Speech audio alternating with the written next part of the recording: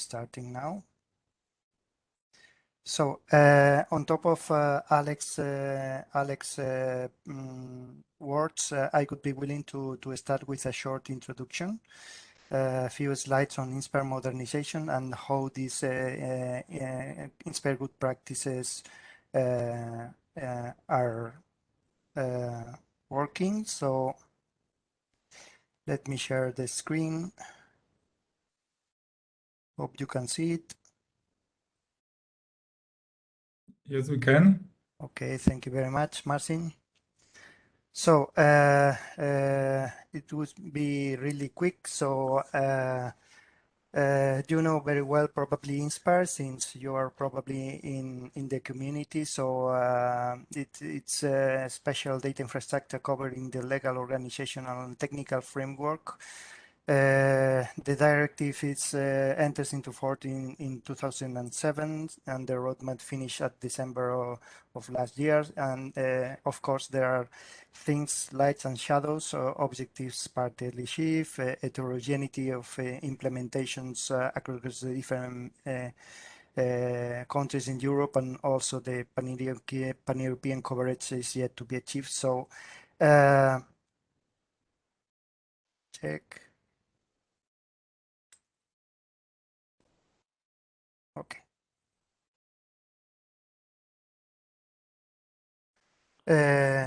There is a new policy context starting with this Europe Fit for the Digital Age priority of the European Commission. Also, it's coming the European Strategy for Data and the Open Data Directive and the forthcoming Implementing Act, which will have a direct impact on the scope of INSPIRE.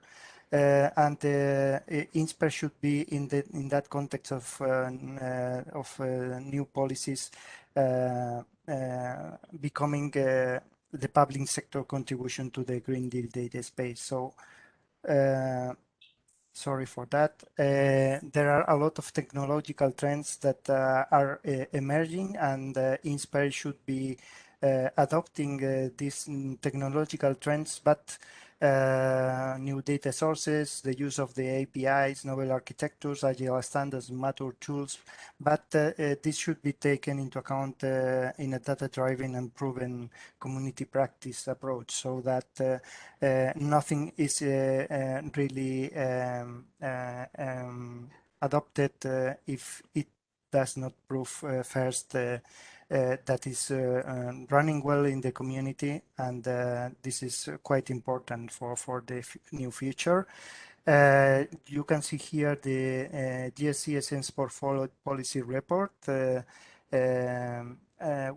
which the GSA INSPIRE team provided an evaluation of the INSPIRE infrastructure till now, and also provide in this emerging policy and technological context and contrasting with the lessons learned, the vision for the future. In this vision for the future, and you can see at the bottom of the page that the technological approaches need to be simplified by reducing well-adopted standards and technologies. And this is really where the INSPIRE good practices comes into stage. The content of this GRC Science for Policy report has provided the input for the 6 core actions that we are working in the INSPIRE Maintenance and Implementation Work Program. And in the first of these actions, towards a digital ecosystem for the environment and sustainability is where the good practices approach is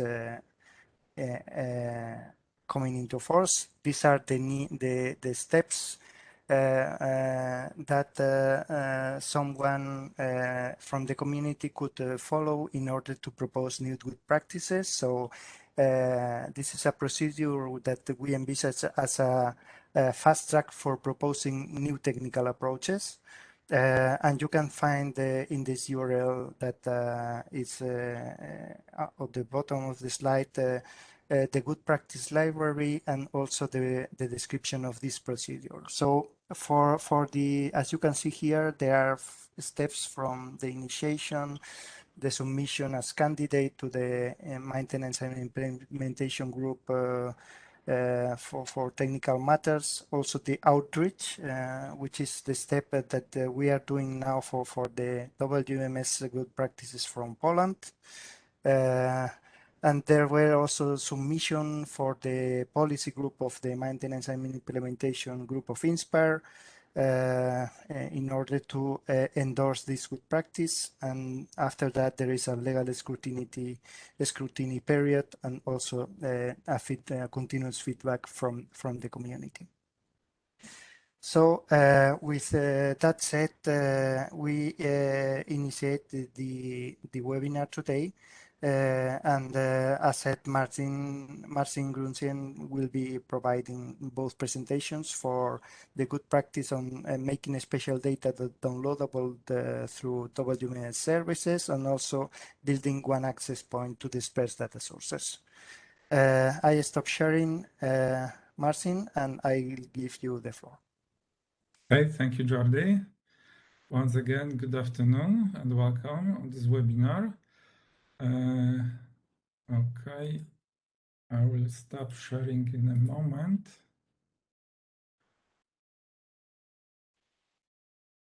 Okay, I hope you can see my screen now. Perfect.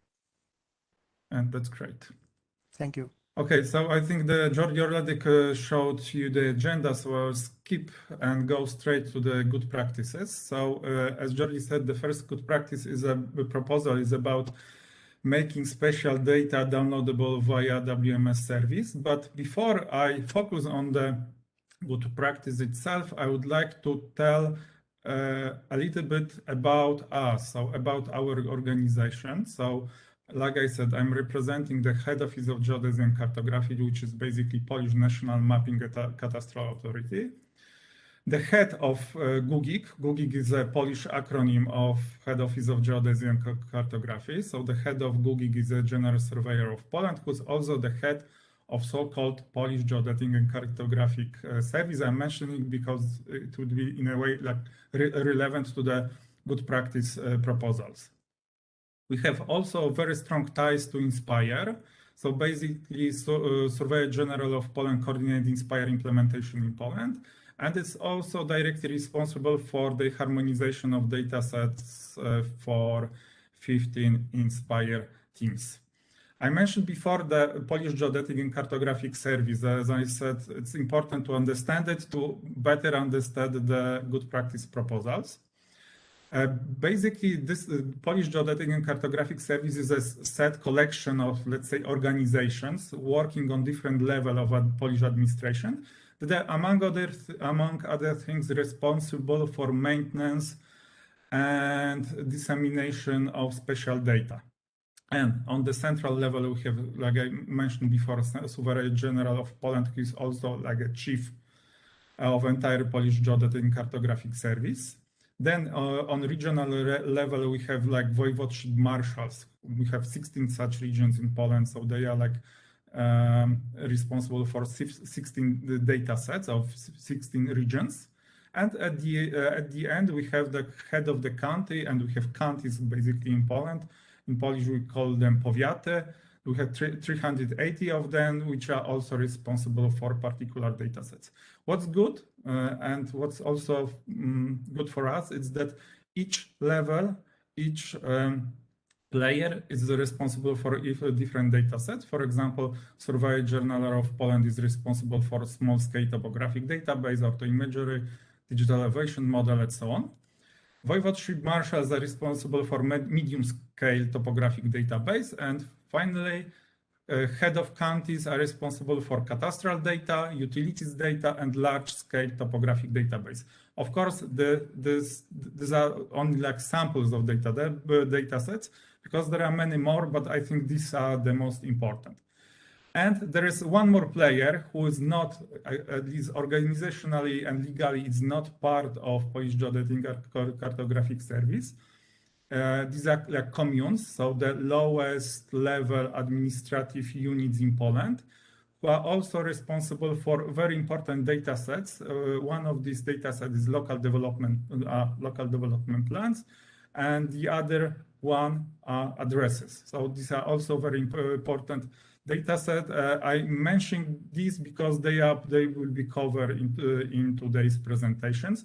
And of course, there are many other players. There are many other players who deliver spatial data in Poland, but they are very important, but they will not basically be covered in today's presentations. That's why I decided not to mention them here in order, to not make things overly complicated. So that's all about the introduction, and now I will focus on good practices. So I'll start with short description. So as you might know, the INSPIRE framework defines different types of network services that are responsible mainly for providing special data sets to the users, and the most popular are view services that allow basically users to display the data, special data, and download services that allow users to download copies of the special data sets. And in general, of course, I'm generalizing it a bit because, there might be some exceptions, but in general, out of these two, the view services seems to be less complex. From the user perspective, there is more client application that supports the standard, and there are fewer compatibility issues. And from the data provider perspective, view services are usually much easier to set up, to publish. And therefore, we thought in GUGIK to create something that will actually take advantage of the easiness, of simplicity of the view services, and allow actually this view services to also allow people via these view services to download special data. And basically we did it. What are the benefits of such approach? First of all, view services are in general easier to set up and maintain than download services. This is what I mentioned before. And especially for not experienced users, they are easier to deal with and to work with. So view services, for example, like WMSs are much more intuitive and easier to operate with. They are more lightweight, and they are also supported by more client applications. This is again what I mentioned before. So what is the intended outcome? Basically, what we wanted to do, and what we did actually, is to create WMS services that allow people to give access to basic metadata describing special data sets or their subset, and link, basically a URL, basically that allows people to download the data sets or a data set or its subset. And we are doing this using the get feature info response. Get feature info is one of the, let's say, basic methods that are supported by WMS standard. So as you can see here, for example, on the right-hand side, there is like a screenshot taken from get feature info response. There are like metadata mentioned here in this part of the screen, and there is a link at the top that basically allows people to download, in this case, one ortho imagery sheet. So this is the plan. That was the plan. And what we did, we created, I calculated it yesterday, 24 different WMS services. Here is the list of them, all of them, that basically allows user to download special data, And of course, later on in the presentation, I'll show you in practice how it basically works. All those services are connected to our national geoportal. So there on our geoportal, you can find the folder data to download, where all these services are connected, and you can use this service. You can use our geoportal as a client application to download this data. But of course, as I said, these are WMSs. So you can connect it to any other application to actually do the same. So you are not forced or obliged to use our national geoportal to download the data. It's important to mention that majority of data that we publish during this via these services comes from GUGIK, so from our institution. For example, already mentioned ortho imagery. But there are many exceptions, and I just mentioned few. So, for example, topographic database in 10K scale is maintained normally at regional level. Administrative units are derived based on the data supplied by 380 counties in Poland, and finally addresses are captured and maintained at local level by 2,477 communes. So what we are doing, we are basically aggregating the data and we are allowing people to download it from our endpoints. Of course, people can download the data usually in most cases from local level, directly from data provider. But if, for example, a user is interested to download data not only to one commune or one district, but for bigger area, I think it's much useful and much faster to use our endpoints actually to make the data download. And it's also interesting to notice that these data sets I mentioned, these 24 services, are publishing data that is relevant to 15 INSPIRE teams. You have the list of these teams here on the slide. I hope I haven't skipped any, but yeah. But like I said, it's 15 INSPIRE thematic categories that is relevant to these 24 download services. The solution was implemented in Poland at the end of July 2020, and it seems to be very successful because immediately after we published the services, there were some custom tools created that allow people basically to download data using our services in bulk. So, for example, if somebody is interested in downloading data, not only it's interesting to download data for bigger area, it can use these tools. These are, for example, some kind of QGIS extensions or some FME workbenches that basically make the process of data download much more automatic. And these tools are working on top of our services.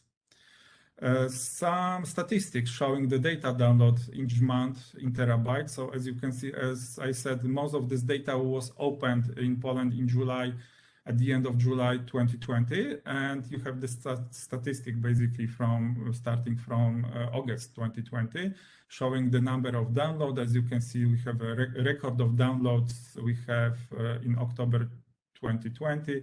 But then the number of downloads stabilized. Now it's around 50-60 terabytes a month. So quite a lot. Altogether, we provide around 80 something terabytes of data, open data for our users, and total amount of data, total volume of data downloaded during but till the end of last year is over 922 terabytes. So I think I would say it's very substantial results and very good results. And basically, we're happy that people actually downloading this data and taking advantage of this data. And so what are the limitations? So WMS services have to be published and maintained. So we have to dedicate some workforce, some people to actually do this. And subset of the data sets for download have to be available and regularly updated at the network locations that are accessible from the internet. This was the end in a way of a theoretical part. Now I will move on to more practical part where we basically develop some sample implementations, and we documented this implementation. So if you interested in looking on our best practices, it would be good to take a look on INSPIRE GitHub repository, and there is complete information available over there, but I will just go quickly and say a little bit about this, what we prepared, or about these sample implementations. So what we did, we prepared 3 services using different software packages, different GIS servers. This is a map server, Geo server, and ArcGIS server, as you can see. And yeah, and we are just, like I said, we documented everything.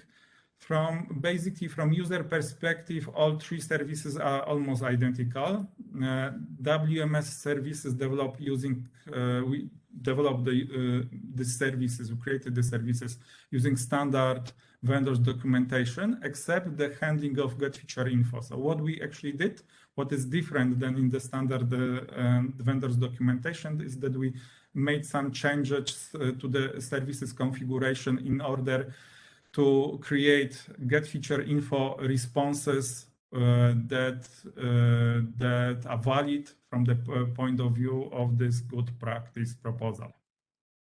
And we also wanted to make everything as simple as possible.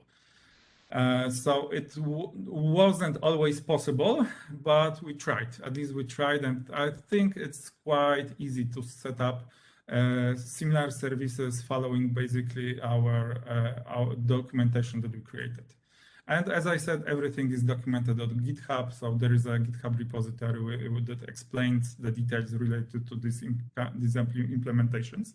And one more word about these 3 platforms. So we decided to use these 3 platforms, not because it is not possible to develop similar solution, for example, I don't know, on Degree, Geomedia, or QGIS server. It's simply we just know these products, we know the servers very well. We are using them in GUGIK. That's why it was easier for us to set up the solution using those 3 GIS platforms. So what we also did, we created data sample. Data sample is basically index map with ortho imagery sheet for the area of Poland. Currency of this index map is December 2021, so basically last year. The format of the data is a shapefile, and the data is prepared in our national coordinate reference system. So this is again a quick look on the data sample. Here you have attributes of one orthoimagery sheet visible. So for example, we have attributes like code name of the map, year when the orthoimagery was created, pixel size, terrain pixel size, in this case is 25 centimeters, and so on and so on. But the most important, I think, attribute is actually this URL. It's basically URL that leads to the internet location from where you can download this particular orthoimagery sheet. But of course, it can be done like this, like we did it, but it doesn't have to be done like this. So for example, this link can link to, for example, get feature request of WMS server, or get coverage request of WCS, or some, other services, actually data that other download services. So we can apply this approach to actually to point out the links to the INSPIRE download services, for example. And there are also 2 fields with date. I'm just mentioning this because I will refer to this later on. One is date that is stored in the data format, and the format, and the second is that date that is stored in string format. We done this before because some of those servers are not handling dates well in the date format. That's why there are like 2 kinds of dates stored in the shapefile. So this is it. This was like our starting point. This is basically an index map that we wanted to present. And we did it, like I said, for 3 platforms. And depending on the platform, we use a little bit different approach. So for example, for map server, we utilize so-called templating approach to customize get feature info response. So basically for each encoding, for each encoding like HTML, XML, JSON, etc., you have to prepare the template file. We prepared such template file only for HTML because, like I said, we wanted to make it as simple as possible. And yeah, and this template is basically HTML file that contains the intended response of get feature info request. What we have to do, you have to change this HTML file. In case of map server, you just have to add like attribute name. As you can see, there was a attribute date s. There was an attribute date s. So you have to put it in using square brackets in the code.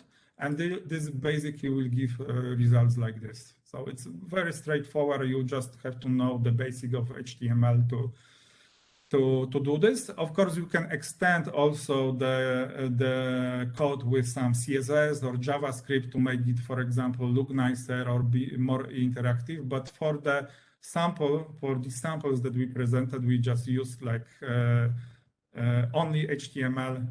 Like I said, again, we wanted to make it as easy as possible. For GeoServer, the approach was very, very similar. So GeoServer also supports this templating approach. The only difference is that the encoding of this, date S value was a little bit different. But other than that, it was very similar. And in case of GeoServer, you have to also remember about two files. Header and footer FTL files that are located in one of the JARIS libraries. So basically these files add some content, some additional code at the top and at the bottom of get feature info responses. So in some cases you might want to, edit it or remove it, just, the information for you just to be aware of that.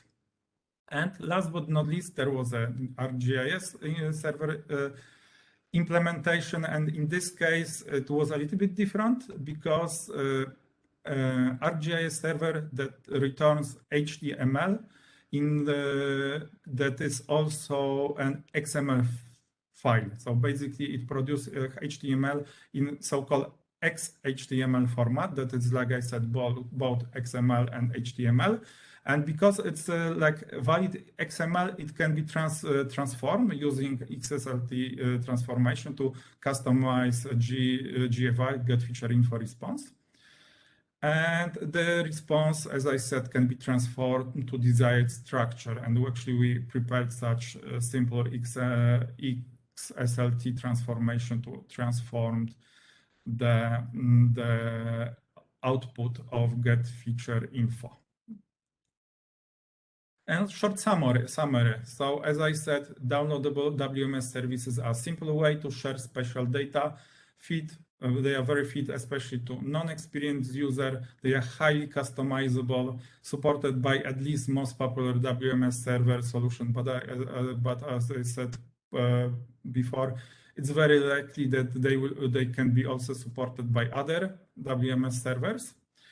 And supported by default by any kind of WMS client software. And as I said, the more information about this you can find on GitHub. And maybe we'll go quickly to the GitHub and just briefly describe its contents to you. So there is a resources folder. So basically, there are further folders where you can find the detailed configuration of services that we set up. Okay, and there are two files. One file called GP data download WMS is basically the file that contains explains the theoretical background of the services. So basically how they operate and so on. And there is another file called sample implementations where we basically explain all the details to explain how you can set up any WMS server actually to allow it to publish allow it to publish spatial data. And of course, this documentation was created separately for all three platforms. So it is for Arcgis Map Server, GeoServer, and Arcgis Server. So it's so it basically is the goal was basically to allow potential implementers to do it as easy as possible. Maybe I will show you now also these services. I already connected these services to QGIS. As you can see, there are three services. You can notice that they look a little bit different because, you know, legends, for example, generated by the servers, each type of service looks a little bit different. You can decide which one is the nicest, but you know, maybe it's not that important how it operates. So basically, I can take choose the tool. It's basically the tool that sends the get feature info request to the server, and maybe zoom out a little bit. Basically, I will show you that this service presents. The services basically present the index map for Poland. I will zoom in again somewhere. And turn on the other services as well. And now if I send get feature info request to all those services, I should be able to see the responses in the they are visible on the right hand side, and you can see the first response came from the Arcgis server, second is from GeoServer, and as you can see they look exactly the same. So only the name of the server was changed, and if we go to the bottom, you can see the response from Map Server, which again looks exactly the same. Because we wanted basically by this to prove that using all three software packages, you can produce the output that from the user perspective it looks exactly the same. And I think it's also important to take a look on this, how it works on the production. So I will maybe launch our National Geoportal. And as I said, there is a data for download folder, and here you can have a list of the data set that you can download. So again, I will go for ortho imagery. For example, would like to download ortho imagery for particular area from particular year. That's why the most useful service will be a service that provides this data, index map data using acquisition date. So I will activate the service. I can now zoom into particularly any area in Poland. And and if I send get feature info request, I hope I will see the results soon.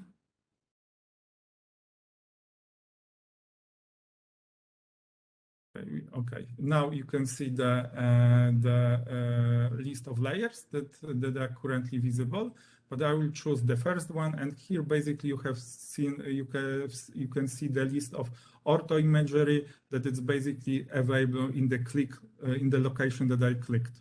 So you can see that the newest ortho imagery for this area is from 2020. The oldest is from 2005, and for example, if I'm looking for something around, for example, 2010, I can expand. By clicking here, I can just expand, learn a little bit more about this particular ortho imagery.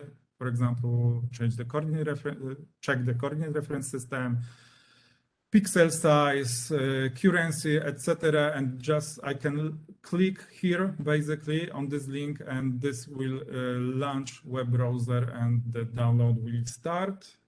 Actually, it is downloading now. I will just show you the result because the download was made in the background.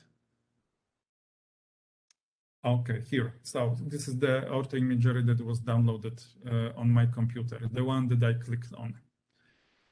And yes, and I think this is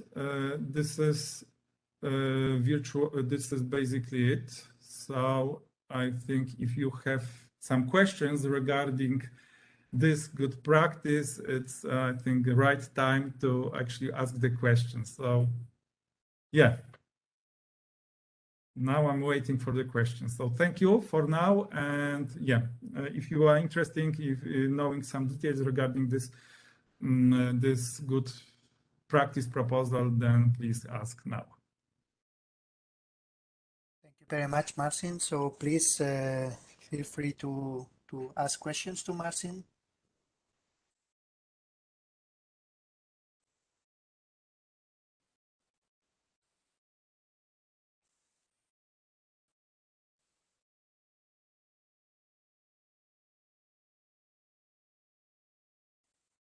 So sure if it's so much clearer, Marcin. So I have some questions. So Okay.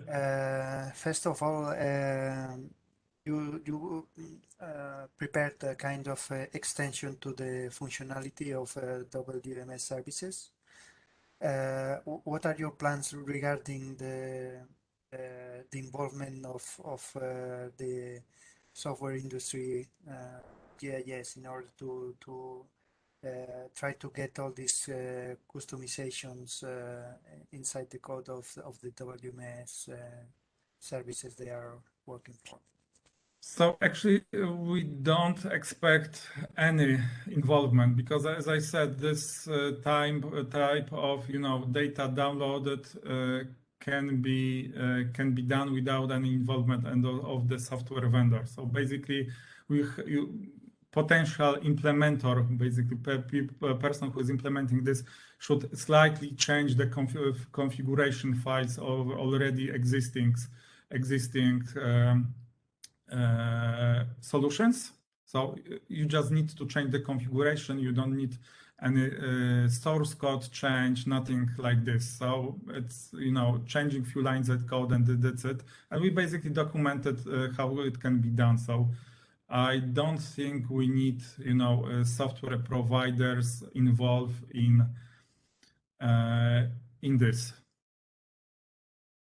No, the point is that it would be also interesting if this could be shared with other users of these software solutions in order to have it easier, let's say, to play and use this good practice. This is the point. So other question that comes to my mind, or maybe it's more a suggestion from my side. So as part of the properties that you get from the get feature info, there is this link to for downloading, but I can see the point also to, for example, providing access to the information on metadata for each of these data sets. This could be maybe a kind of URL to the National Discovery Service point, or what's your opinion about this? Well, actually, to be honest, we thought about it, but we also decided, I don't know, the presentation disappeared somehow from my screen. But as you can see here, this is in a way a metadata that we provide. So basically, this is like most important information from the user's perspective that concerns this particular, in this case, particular ortho imagery sheet, but of course it can be something else. For addresses, it would be like, some addresses generated for and aggregated for some administrative units.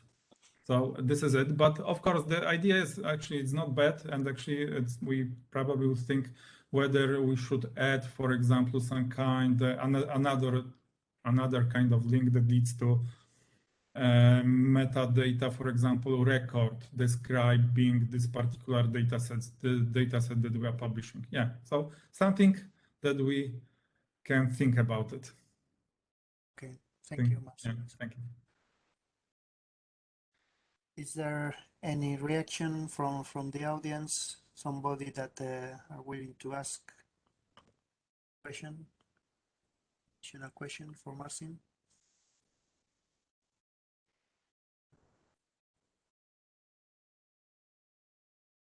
if this is not the case, I would be willing also to propose the attendees if they can use the chat. Yeah. In case they could be interested in getting more information about these good practices and maybe implement it in their country. So of course, because if you need some time, then please welcome to ask these questions later.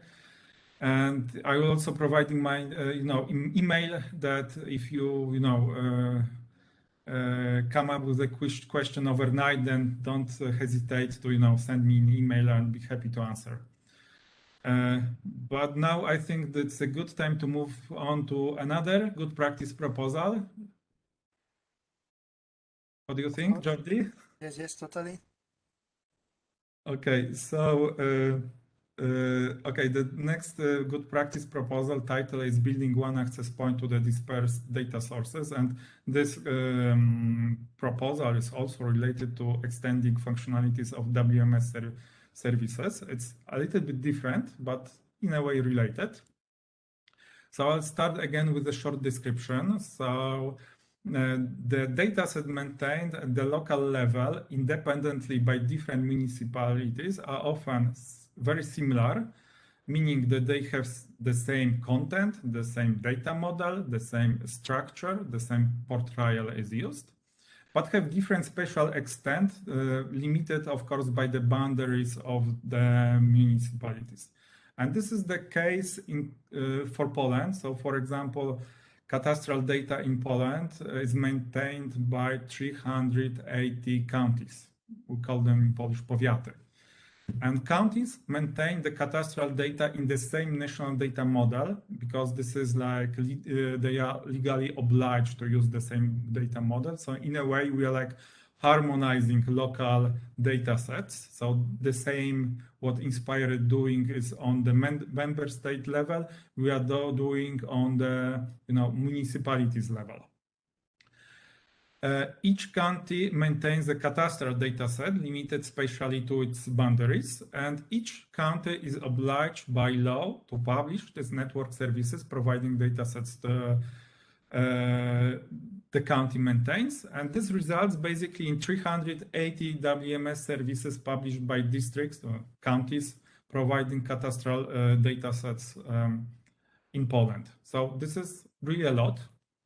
So we thought about it and we came up with the solutions. So basically, we came up with the idea to create a proxy, in a way, collective service that basically integrates local services. And it's very important to mention that originator and main author of the collective services is Professor Waldemar Izdebski, who at the time when these services were created was a professor at Warsaw Technical University, but currently he's, in a way, we are lucky because he's a general surveyor of Poland, so he helped us, to implement this solution in GUGIK.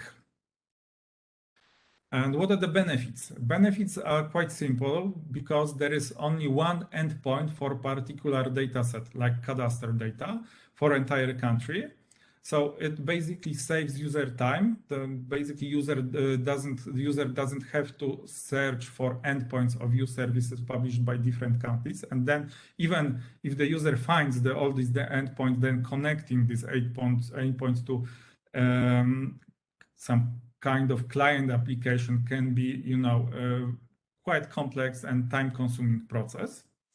And it also hides the complexity of the SDI implementation, meaning that from the user perspective, integrated service provide access to one seamless dataset. So user is not aware that there are like 380 services in case of cadastre working in the background. Only the user is aware of this one national endpoint. And how we achieve it? So we wanted, as an intended outcome, we wanted user to have access to this dispersed datasets from the single endpoint, And this can be, for example, done as a single national endpoint per data and integrating services published by municipalities. This is basically what we did in Poland, but it can be also, for example, a single European access point per INSPIRE team integrating services provided by the member state. So how it works, first I will tell you how it works, and I will focus on get map request, but because I think it's the most complex way, and there are like two ways this get map request operates. It depends basically on the whether the bounding box of the get map request covers the area of only one county or two or more counties. So in this case, we assume, on this slide, we assume that it covers the area of at least two counties. So again, client application send get map request, then the request is being analyzed by the collective service. So basically, like I said, collective service checks whether the bounding box of the request covers one or more areas of counties. If it's more, then of course, then requests are forwarded to like relevant counties. And of course, the counties send a response. Of course, each county sends a response valid only for its territory, its area. That's why the responses have to be in a way merged, like flattened. So these responses, these maps that are generated by local servers are merged, and the merge picture, merge map is being sent to the client. This is the one way the service operates. And now I will tell you a little bit about the alternative way. In the alternative way, again, get map request is being sent, but this request covers only, let's say, bounding box covers the area of only one county. And in such case, collective service is not pushing this request further, but it's making a response, but it's special kind of response. So it sends so-called 302 redirection response. This is basically a response containing URL to the local service, and client application, when receives something like that, sends the request to the local service. Of course, the local service sends the response, and that's it. And client application gets what it wants. So basically a map, cadastral map of particular area. But what is also important that everything is going on in the background. So I was explaining this for a minute or two already, but normally it takes, I don't know, second or 2 seconds actually from sending the request to getting the response from the local service. So it's very fast. So, and the user, like I said, is not aware about all these redirections that are actually taking place. So it's transparent from the user perspective. We already implemented 5 such services in Poland. These are services called GUGIK. These are like Polish acronyms from the Polish acronym. So service GUGIK provides the cadastral data, meaning cadastral parcels and bindings. Qt provides utilities. Keep.dot provides large-scale topographic data. KIMP provides local development plans, which can be, explained using INSPIRE semantics, like some kind of planned land use. And finally, there are land use studies, and the abbreviation for it is KISGB. It's even hard to pronounce in Polish, so sorry for that. And okay, and here of course you can see the links to those services as well. So again, in order to make it work, we have to cooperate with local municipalities, either with counties or communes. So, for example, GUGIK and Qt services are integrated WMS services published by all counties in Poland. Keep.dot, the one with the large-scale topographic data set, provides data from 126 counties. In case of KIMP, the data is aggregated from over 1,500 communes, and in the case of land use studies. The data is aggregated from over 1,050 communes, quite a lot. And of course, without cooperation, without those services that are maintained on the local level, it wouldn't be possible actually to provide these central endpoints. So without the cooperation, without those people working there in these institutions, it wouldn't be possible.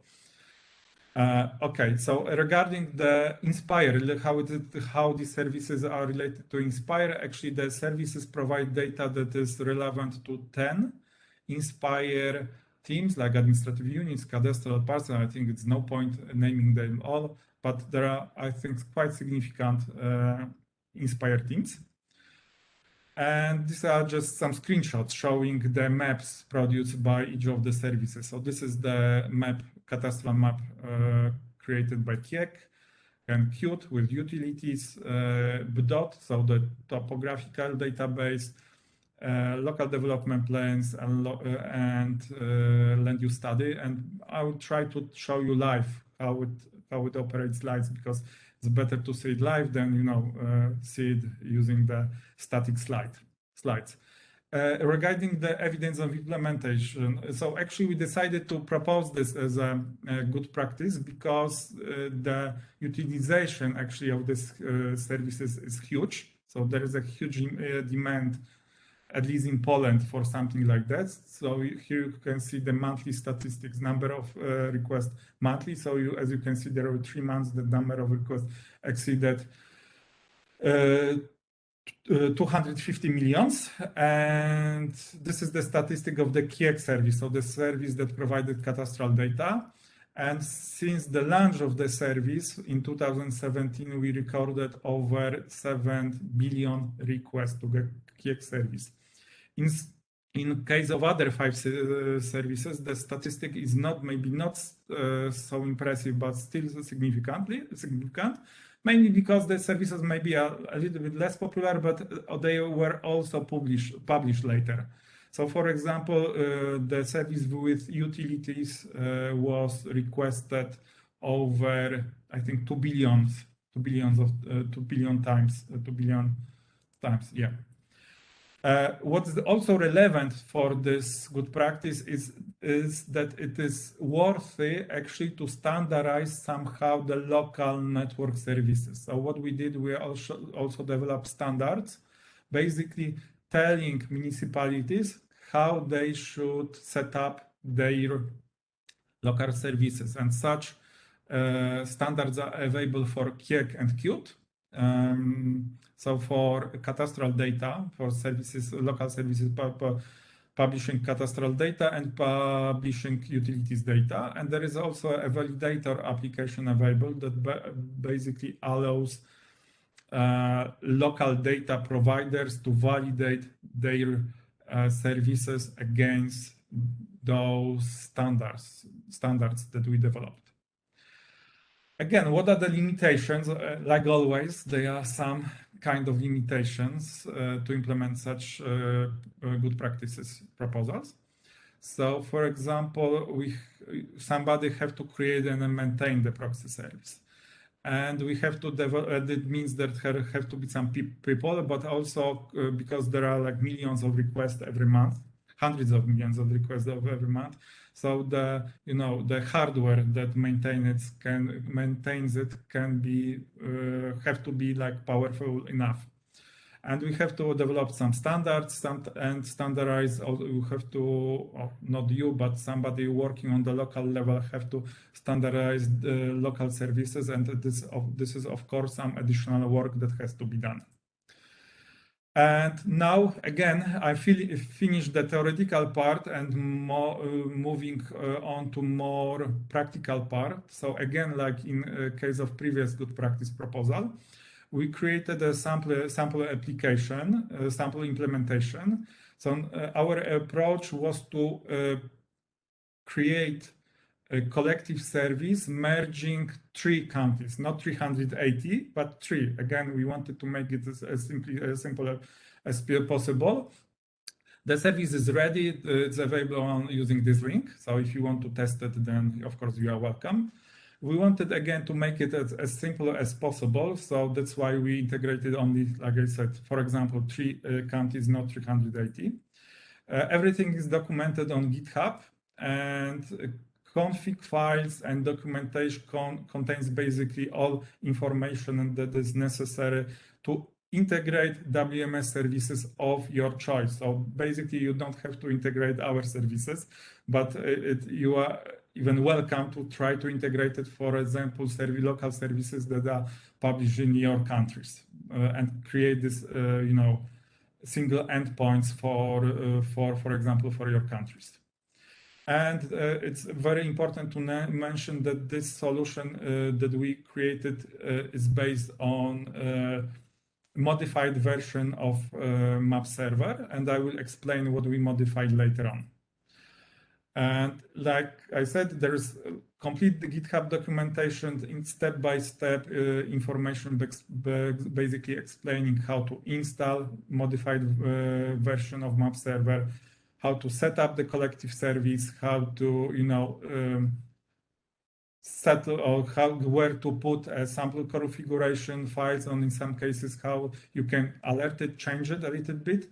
And what we also provided, we provided a modified map server, including source code. So for example, if you would like to play with it, or change the source code even more for your national, international needs, you are of course also welcome to do so.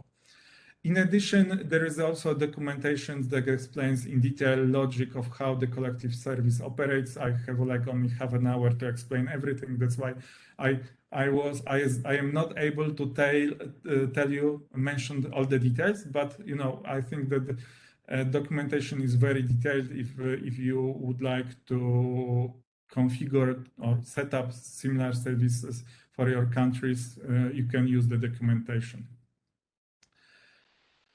And again, as I said, the solution is based on map server, modified version of map server, and it's tested on Debian 9 Linux distribution and on Apache server, and it was tested. I tested it on 3 different servers, so I'm sure that it works. But in some other cases, if you, for example, would like to use another Linux distribution, web servers, or Debian versions, some modification of installation procedure or maybe even a code might be required. About the modifications, so there are we applied like 4 major modifications in the map server code. So first modification we applied to the spatial extent of WMS service, local WMS service. So basically, the standard version of map servers allows you to define the spatial extents of the local WMS services that you're using basically as a source data, as a bounding box only. So in some boundaries of some administrative units are very irregular. So it's not good because such approach generates some additional traffic, internet traffic, which is basically not necessary.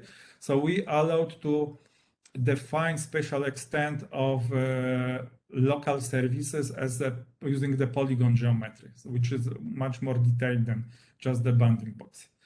Second modification is like implementation of this redirection mechanism I mentioned before. So basically, you can use this redirection mechanism to limit the CPU power that is actually required by collective service. So instead of merging only one request, only one response generated by local server, by local service, the collective service basically sends the 302 redirection to the client application. We also added cookies support because some local servers require to use cookies, at least some of them, or that are implemented in Poland require cookies support. And last but not least, we allowed the grouping of layers. So normally, if you use like standard version of map server to integrate several WMS services, and each of the WMS services, for example, shares several layers, let's say 10 layers. Then map server, a normal version, a standard version of map server will send like separate requests to each layer, making, if there are 10 layers, then the 10 requests will be sent. What we did, we are like aggregating this. So instead of 10 requests, only one request is being sent to the local layer, which again reduces some internet traffic and makes collective service to work a little bit faster. These changes, in order to implement these changes, we had to implement two additional parameters to those that are normally supported by map server. One is called GS bands. It basically allows to define spatial extent of local services as a polygon. And the second is called GS and URL. It basically defines whether the 302 redirections are supported for particular local service or not. One last, technical slide. So sorry for that. If you are not very much technical, then it might be a little bit hard for you to understand. But nonetheless, I'll try to explain it. I'll just one slide explaining how the requests are being handled on the server. So there is also always some kind of client applications that sends the request, and the request is analyzed by some kind of bash script. So each request length is analyzed by the bash script, and depending on the content of the request, this bash script, is forwarding the request within the server to different, parts, let's say parts of the server. So in case of, if there are no parameters, we created some kind of landing website that basically contains the information about the service. It's optional. It doesn't have to be supported by WMS service. Nonetheless, it's something that it's nice to have. So for example, this can be a website with some information about the service, or maybe some client application that's actually uses this particular service, etc. Next way, so next request is get capabilities request. If the bash script notices that there was a get capabilities request sent, it forwards it to the static file containing modified simplified get capabilities response. Why is like that? We decided to do it like this because simply it is the get capabilities response set by map server. It's simply too complex and too long. So we simplified it a little bit. Then next thing that can be supported is get feature info. Unfortunately, we do not support it in the sample service sample implementation, mainly because this get feature info can be supported in many different ways depending on your use case. So for example, in some cases, get feature info might be not required at all. And in some other cases, it can act differently. So in our case, it's working like that basically we are choosing non-empty response sent by local services, and we are forwarding this to the server. We are forwarding this response to the client. And there are also some other use cases, and that's why we were not able to prepare get feature info support that will be suitable for all use cases. And last but not least, there are other requests, including the most important, I think, get map. And these requests are being forwarded to modified version of the map server. So modified version of map server is handling, for example, get map requests. And summary. So the integration of the local services improve their usability because, like I said before, the user is have to be only aware about one endpoint for the country, not about, like in our case, 380 endpoints. It's transparent from the user perspective, is reproducible and customizable, so can be applied in regional, national, international use cases. More information about this you can find on GitHub, and maybe this is also a good idea to actually go quickly to the GitHub and tell you about the GitHub repository that is related to this good practice. So again, in the resources file, you will find like software configuration file that we use and so on. And also you can download from here the modified map server. This is one thing. The second thing, again, the files. So again, one file, GP single access point file, describes in theory how how collective services actually work. So this is like basically a theoretical document explaining how each type of request is being handled, etc. But in detail. And again, there is a file called sample implementation. They basically step by step, first of all, explain the changes that we implemented to the map server, and then step by step explain how you can install map server, starting from Apache installation, then map server installation, and then how you can basically build an application, because as I've said, we also provide in the source code, so you can try to build the application as well. And finally, there is also documentation describing how you should, configure the copy of sample service that we actually prepared. And of course, you can use this documentation and change it a little bit to create or to set up any service that basically integrates local services, for example, for your countries. And as the complete process of installation and setting up of such service takes around 10 minutes. I would say 10 minutes, and 5 more minutes of this time it's like installing necessary components. So it's relatively quick, and in a relatively easy way you can set up similar service as described during this webinar. So now again I will move to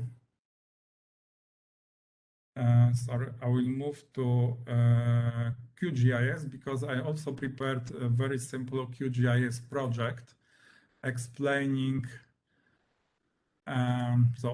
showing you how the local service actually operates. And as you can see here, here you can see the data, the cadastral parcels that are published by 2 local services. So, but from, like I said, user perspective, it seems like a seamless boundary, it's a seamless data set. So I will activate one more layer. This layer, this pink line, basically shows the boundary between 2 counties. So north of this boundary, there is data. The data is downloaded from the county Węgorzewski, powiat Węgorzewski, and south, the data is being downloaded from the powiat Miński, so county Miński. And when I turn it off, it's even hard to notice that there is some kind of boundary between two counties, and this like average user is not aware that data in order to like combine the map for this area, you have to actually combine 2 local services.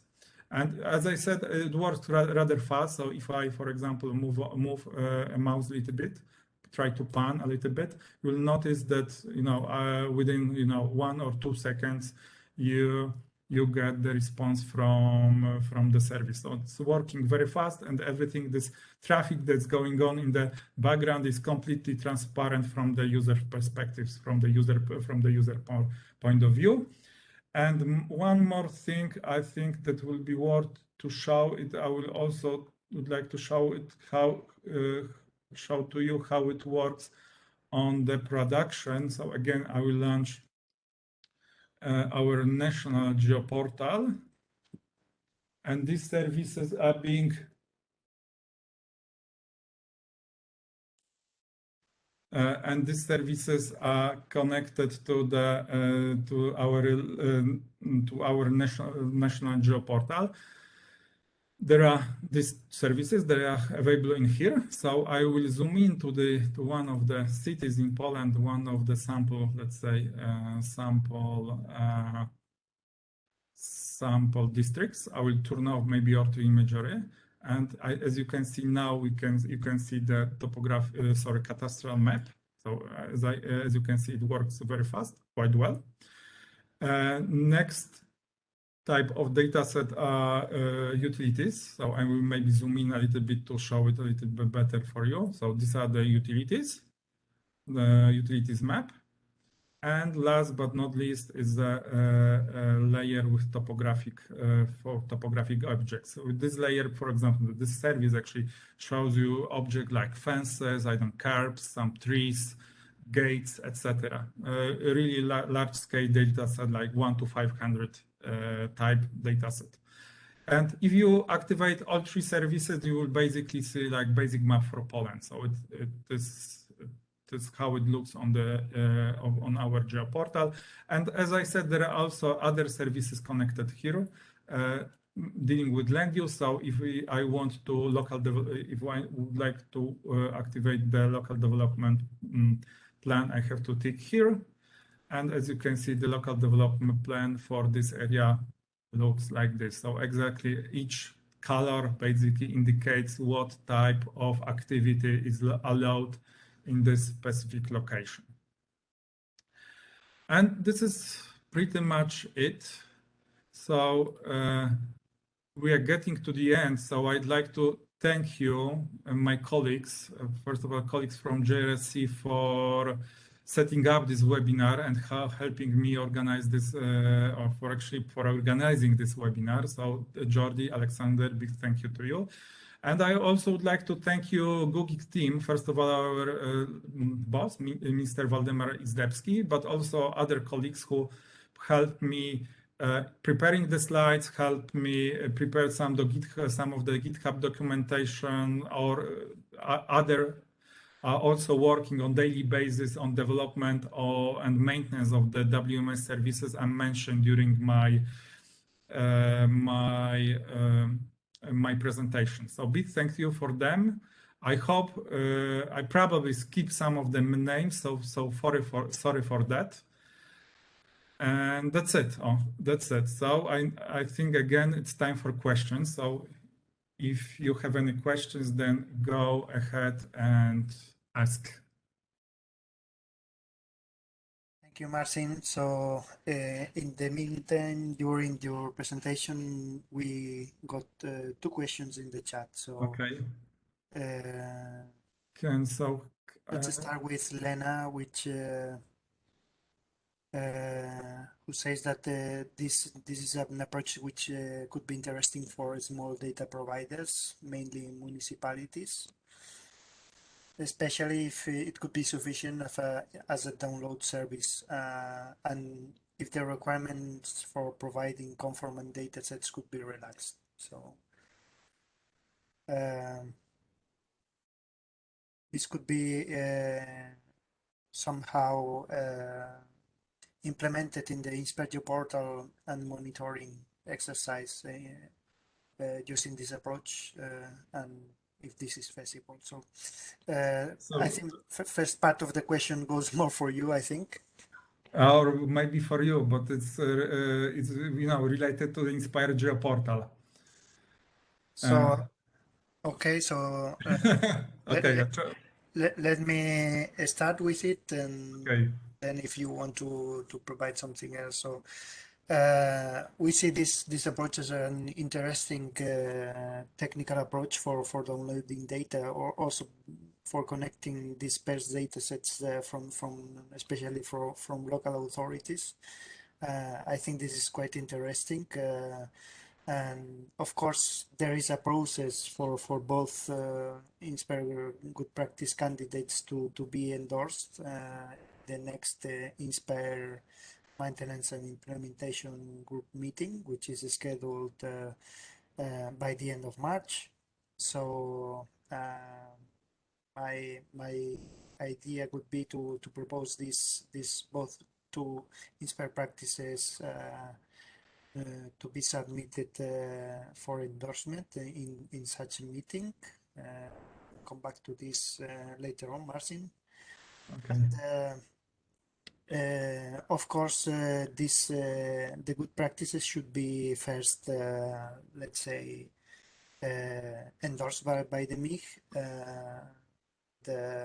Then could start using it. Or so as for the geoportal, I think this is really good practice that is interesting for downloading the datasets, for connecting these dispersed datasets from the geoportal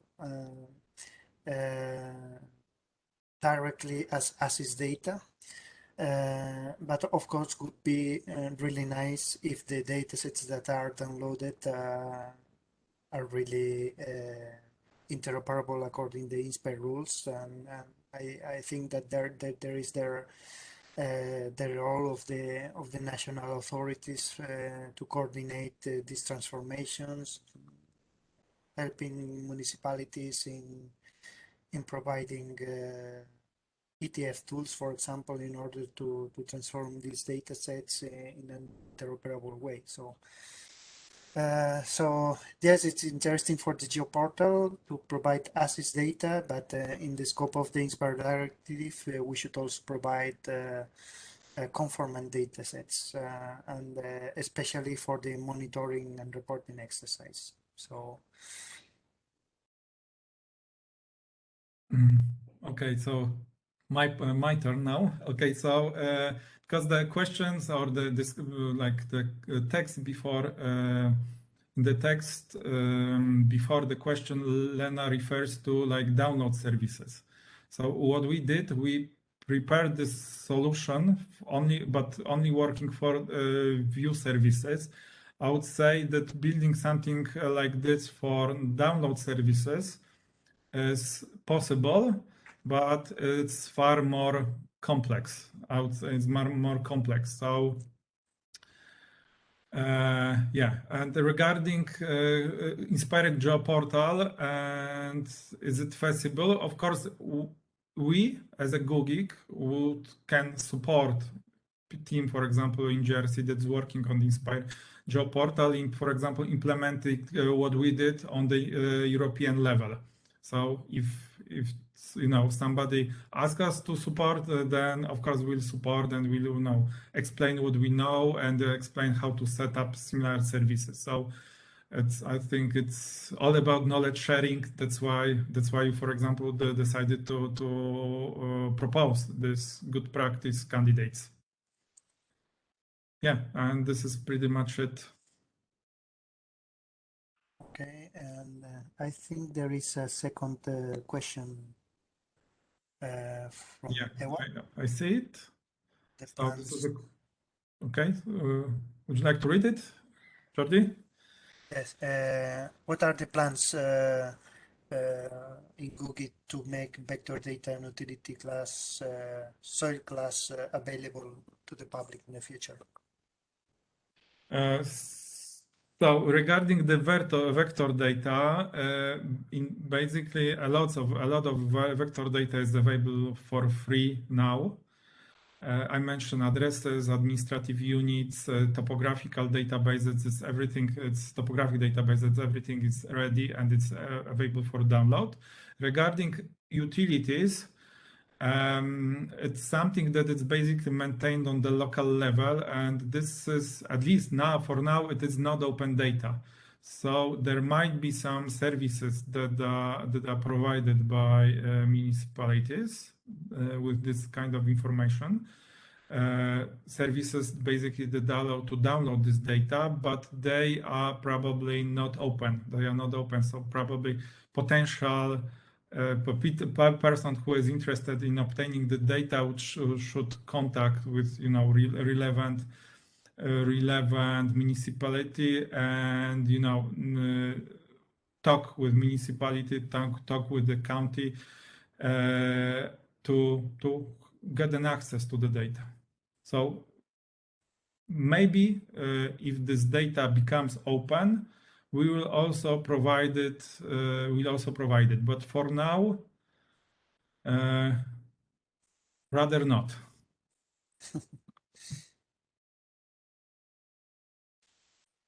Okay, thank you very much, Marcin. So I would be willing. I think that there are no questions. Additional questions from the audience. There is no. Okay. It's raised. So I would be willing to take this opportunity to ask any of the attendees that is interested or willing to explore this, implementing these good practices or explore these good practices in their countries, that send us an email to Marcin and me in order to keep trace of this this activity and also involve you in this good practice. So my view, this both good practices are started from a country which is Poland, but it's involving several data providers, which is giving us some interesting technical approaches to share the data. And of course, this could also have a similar approach for other countries interested in doing the same. And it would be nice to know if any other countries or data providers across Europe are interested in such kind of approaches. Also taking into account the future potential endorsement of these good practices. What I also thought it's maybe a good idea to actually also ask questions using this issue section on GitHub. So because then the answer that will be more beneficial to community if the issues will be reported in some public place, and also answers will be addressed actually using the public GitHub repository. So maybe you can contact me, of course, directly using my email, or you can contact me also using this issues section of GitHub. Thank you, Marcin. So I provided also in the chat the links to this GitHub repository. So and also some of the attendees expressed their interest in having the presentation. So my proposal would be to share them also in this GitHub repository in a kind of folder for presentations and events, or I think we can do it after the closing the event, Marcin. And Okay. just a final question for you. First of all, thank you very much for proposing and go on with these good practice proposals. Did really a huge work here. Thank you very much. Also to the GUGIK team participating. What are your plans regarding the submission for the INSPIRE MIG group? Is this something that you will be doing for having it potentially endorsed in the next MIG meeting? Yes, probably we'll push on on this, and probably will be we would like to make this good practice proposal endorsed by MIG. Okay. I don't know whether it will be available possible on the next MIG meeting, but we'd like to have it endorsed rather sooner than later. So yeah. Okay, I think that most of the effort is being done now, so I think it could be totally feasible. It's just sending us a request on having it in the agenda for next meet, and we'll proceed with it. If this is the case, I would suggest the attendees to express their interest in that good practices, and if this is the case, also contact the national contact points for INSPIRE in your countries in order to also express this interest in the context of the maintenance and implementation group meeting. So, thank you again, Marcin, and Thank you. have a good afternoon. Also, thank you to all the attendees for attending this event.